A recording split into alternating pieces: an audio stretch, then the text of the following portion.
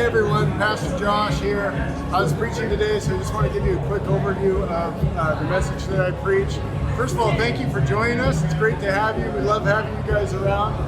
Today we talked about how to dispute different doctrinal issues or church issues. There's all these things that we argue about that can divide us, right? They create a gravity that pulls us apart. And yet Jesus, when he addresses this, his heart, his vision is that we be unified.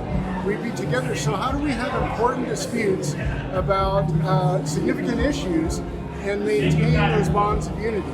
So one of the phrases that I used as kind of a blueprint to talk through this is from the German Lutheran theologian Peter Meiderlin, who wrote, "In essentials unity, in non-essentials liberty, and in all things love." So let's just unpack that real quickly. First of all, what are the essentials? The essentials are the things that are necessary for salvation. So things like that Jesus died and rose again, that Jesus was God and so he had the right to forgive us of our sins. And a great place to start as far as finding what the essentials are, things like the Apostles' Creed and the Nicene Creed.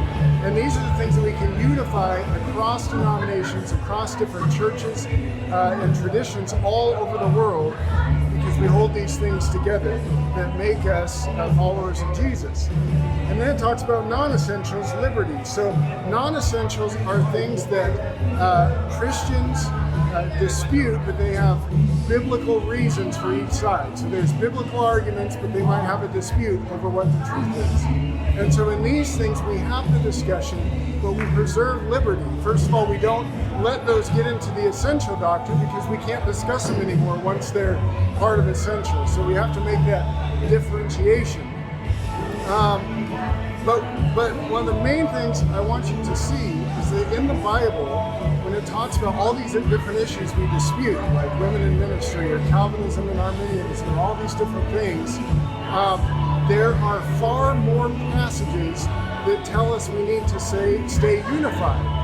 And so when we're in an argument with other people, if our hope is to win, then we have in some ways missed the boat, because the vision that the Bible casts is that we would build that bridge of unity. We need to fight for unity in the midst of our disputes.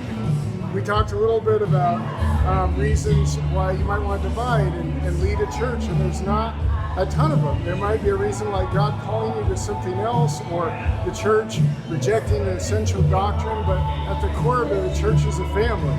So if you wouldn't leave your family over an issue, maybe consider not leaving the church over that issue.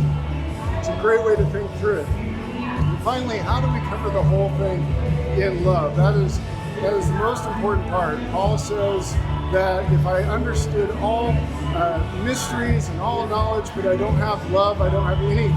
It's 1 Corinthians 13. God's truth is always packaged in love.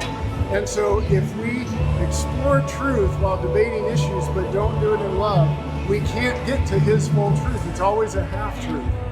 And so we have to remember to maintain those relationships, those bonds and bridges with other people that allows us to have these conversations, but at the end of the day, to show love. And the world, looking in from the outside at Christians, they need to see us together. Jesus said that they will know that I come from the Father because they see it in the unity of the church. That's how significant it is. And so, again, these conversations are important. These doctrines are important. We want to take the time to pursue truth together, but we want to preserve each other's liberty. We want to be clear about what the essentials are, and we want to wrap the whole thing in love. And at the end of the day, just be thankful that Jesus saved us, right? Rescued us and forgave us. And let that humility create the foundation for all these conversations between ourselves and even within other Christian traditions. So, hey, thanks for joining us. We love having you, and we'll see you next week.